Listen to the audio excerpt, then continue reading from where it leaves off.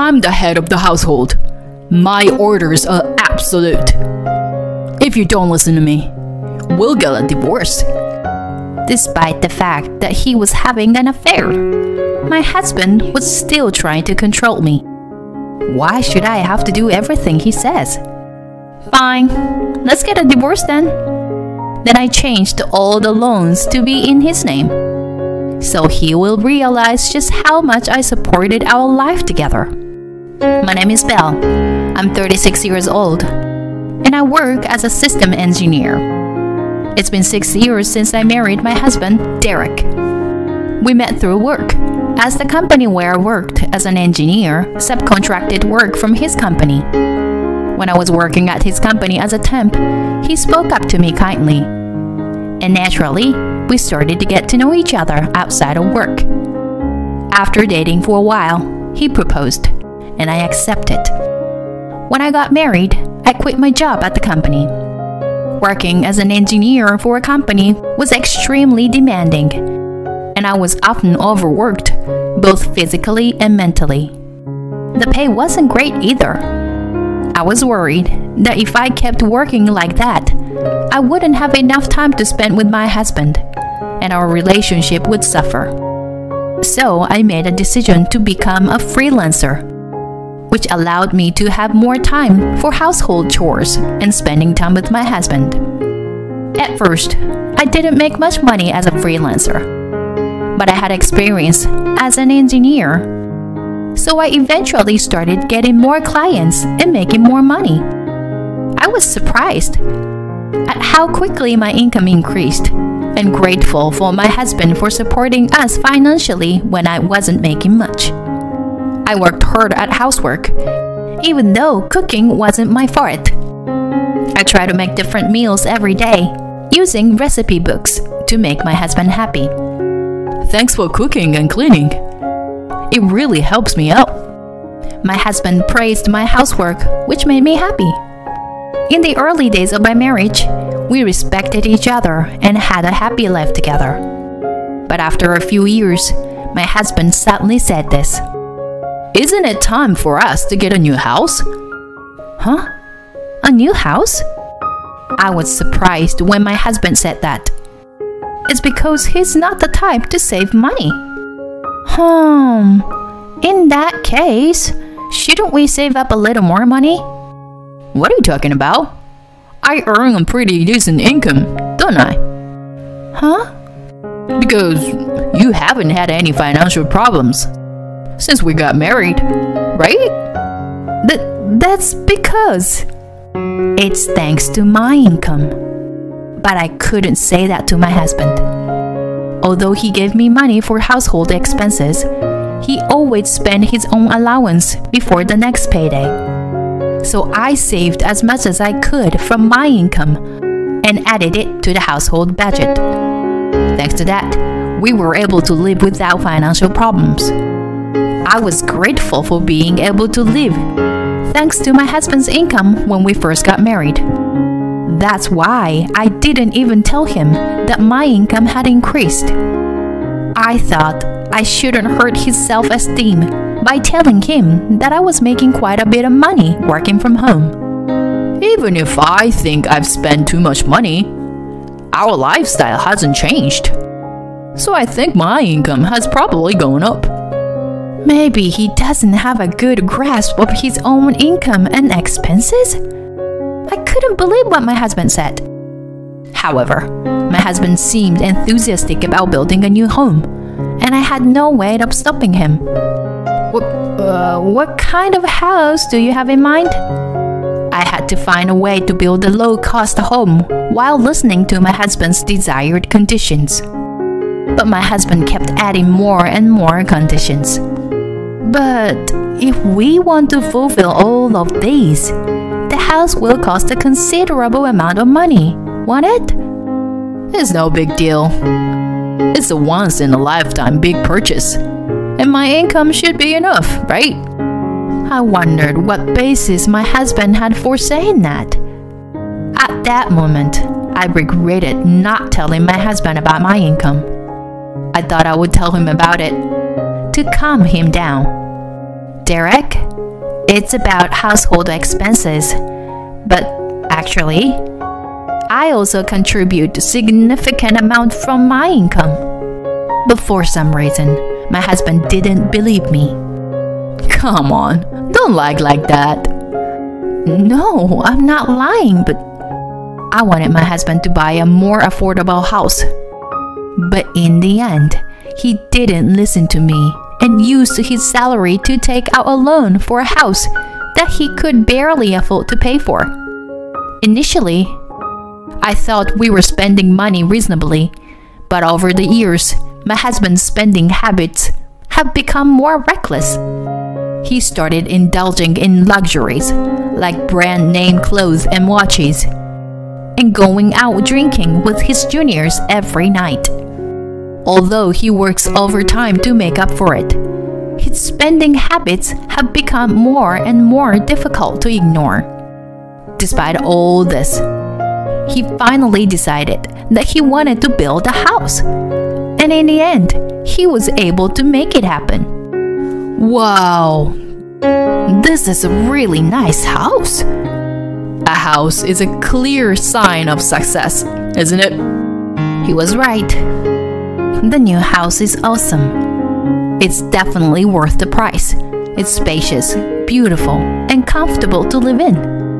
My workroom has become larger, and I can now fit a big desk in it, giving me more space to work comfortably. When your workplace is more comfortable, work can be done quickly and easily, which has helped me become even more productive. I'm grateful for that aspect of it, but our monthly mortgage payments still makes me anxious. My husband doesn't seem to realize it, but we're paying off a long-term loan every month. The house is under my husband's name, but he has a bad habit of overspending, so there is never any money in his account. As a result, I have to deposit my income into his account so that we can pay off the mortgage. I'm starting to feel frustrated with him, and one day, I decided to talk to him about it.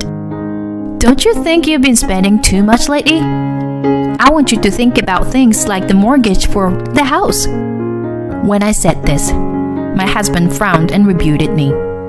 What are you talking about? Haven't we been able to live a normal life even after we bought the house? If that's the case, then there's no problem. You're just worrying too much about the small details. And isn't it because you were bad at managing your money that you don't have enough? It's not my problem. What? Hold on a sec. I'm constantly thinking about how to save money from the daily living expenses I have with the money you gave me. And I'm supplementing it with money that I earn for the mortgage and other expenses. So please don't talk to me like that. What's up with you, really? Besides, the money you are putting in is not that much. So don't act like you are so great. The one who earns the most is the greatest. So I'm the greatest. Don't try to give your opinions to me. My husband said that to silence me. I was surprised by my husband's change in attitude. He used to be kind and considerate when we first got married. But since then, our relationship has become strained. We hardly talk, and sometimes we don't even say hi to each other. My husband had started working overtime more than ever before, and often comes home late at night. I wonder if it's okay to continue our married life like this. We're just living under the same roof without even having conversations. If that's the case, it might be better to get a divorce. But if possible, I wanted to reconcile with him. After thinking about it a lot, I decided to take the initiative to reach out to him. However, my husband shattered my determination in an instant. It happened when I went to town to buy a birthday present for a friend. It was a weekday, and my husband should have been at work as usual. But I found him in town, wearing his regular clothes and walking with a young woman I didn't know. I couldn't believe it. but I immediately thought it must be an affair. To find out the truth, I decided to hire a private investigator. About 3 weeks later, I got the results of the investigation and went to the detective agency. My husband was indeed having an affair. The woman was his colleague at work. And surprisingly, their relationship had been going on for about 2 years. I understood the reason why my husband suddenly started spending extravagantly and coming home late due to overtime about 2 years ago was because he was having an affair. I was immediately filled with anger towards my husband. After all the verbal abuse he had thrown at me, he was the one having an affair. I felt pathetic for trying to protect his self-esteem and our marriage. I decided to abandon all my doubts and take action immediately. When I rushed back home, my husband was sitting on the sofa watching a sports program. I stood between the TV and my husband and spread the evidence of his affair in front of him. "Explain this." When I showed my husband the photo evidence, he seemed surprised for a moment, but quickly changed his attitude. "Oh, that's Meg. She's my new wife." "New wife? What are you talking about?" "Well, now that you know, there's no point in hiding it. Unfortunately, you are no longer needed." "What are you saying?" "Frankly, I no longer have any use for you in my life. But Meg doesn't want to do household chores, so you can stay and do the housework for her." "What? Are you crazy? I would never do something like that." When I said that, my husband's face turned red with anger. "I'm the breadwinner in this household, so my orders are absolute. If you can't listen to me, then it's divorce." Despite having an affair, my husband was still trying to control me. Why do I have to listen to him? "Fine, let's get a divorce." "Huh?" "First of all, you had an affair, so we can't continue our marriage like this. Let's just get a divorce already." My husband was taken aback but soon agreed with me. "Oh, all right. Don't come crying to me later." "I won't. But you have to help me with changing the names on the utility bills and the car loans we just bought." Soon, I changed all the loans into my husband's name and divorced him.